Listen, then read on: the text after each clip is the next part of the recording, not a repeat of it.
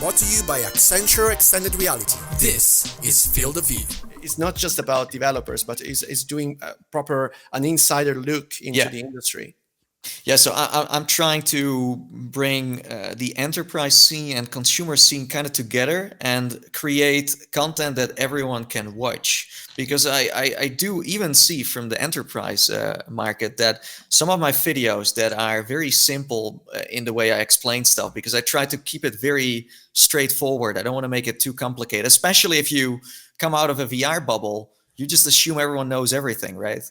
But you need to keep it very simple. So that's why I see my videos getting shared a lot on LinkedIn or other places, because the videos just explain perfectly what your product is all about. If that's consumer or enterprise, it doesn't really matter. The approach is the same, because there are a lot of people in the enterprise that invest into AR or VR and sometimes talk about it, but have no idea what they're actually investing into.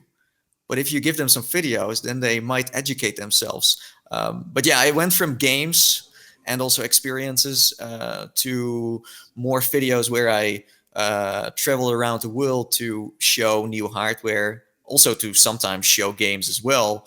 But things that are usually or very expensive and hard to get, or are still in development and are just work in progress. And it's amazing to be able to work with those companies and also kind of brainstorm about, okay, how are we going to do this? Who's going to watch this? Who's going to buy this potentially? Things like that. So what's some of the best? Okay, so you're going around, you're looking at these LBE places, and you're seeing all this content, which most people don't get to see. Yeah. What's some of like you did your top 10 or top 5 or whatever? What's some of the best stuff you've ever seen? I guess come across. I think the VR Star Park I went to in Nanchang in China was insane. Even when I was there, I didn't really think it was going to blow up in the European and American market when I uploaded the video. But this arcade was the largest one in the world. Not only was it a location-based arcade, but it also had a museum about VR where people could buy a ticket to first have fun and then get educated about VR. So they had all the headsets there and a timeline like you would see in a usual museum about, let's say, World War II or something, or the Roman Empire, with all these displays, but then with VR stuff. I was like, you can't make this up. But the funny part is that I was going to a park that was even larger, but they closed that month. So they took me to a different one. And the way I got there is also very interesting, is that Pimax was at CES, and they invited me to come over to Las Vegas. And I said, like, why go to CES? It's like the most predictable thing ever. You know what's going to happen. You could even stay home and kind of look at what's going on. You didn't try it, of course, but overall, you know what's going on. So it's like, why don't you just invite me over to China? And then you give me a tour of your office. You show me your factory where you make the headsets, and you just show me what's going on in your country. And they accepted that. And that's how I got, in the end, to the VR Star Park, because they are partly owning that park. Like Pimax owns this freaking arcade. Yeah, it's insane. It's insane. And right now, obviously, due to the pandemic, everything has been blocked in terms of travel and amusement parks. Yeah. How did your approach to VR change during the pandemic? Did you see like an uptake of interest of people like buying headset because they were close in their home? Yeah, for sure. Well, not necessarily. People are buying more headsets than ever before, I feel like. I don't have the numbers, but I can see from my audience and the reactions they have on certain new hardware that they are buying, and let's say the gap becomes smaller of buying some, because they're bored. They want to do something new, they want to explore. But from let's say the content part of people watching, that has definitely decreased, because the thing is, if I'm going to China, if I'm going to the US, I'm going to Europe, going to all these crazy places, and then I put the bar so high that the moment there is a pandemic, I'm going back to basics and I can't offer the same stuff anymore. So we definitely have seen a decrease in that.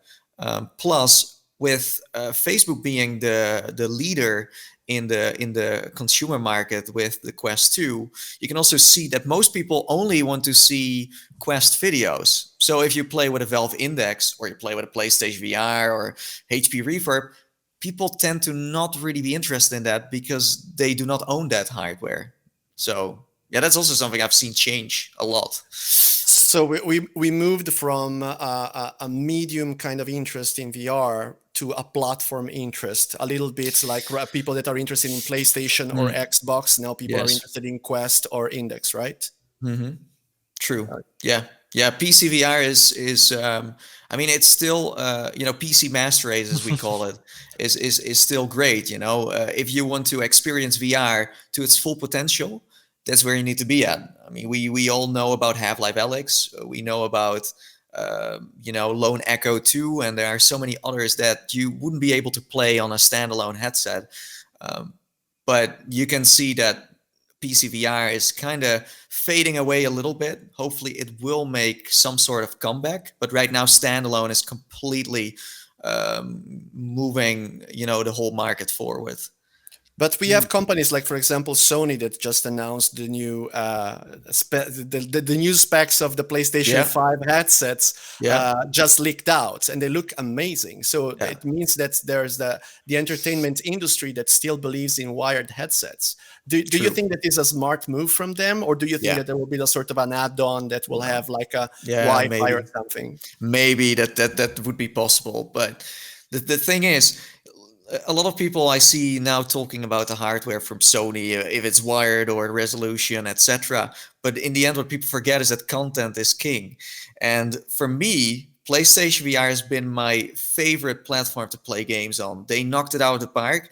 And that's something Facebook is not able to do. They sometimes have big release gaps where nothing is coming out and you have nothing to play. Well, with Sony, they had something new every month. They know their titles. They make great bundles from time to time. They know what they produce, and they use that throughout the years. Well, Facebook seems to be forgetting that they once made Lone Echo 2.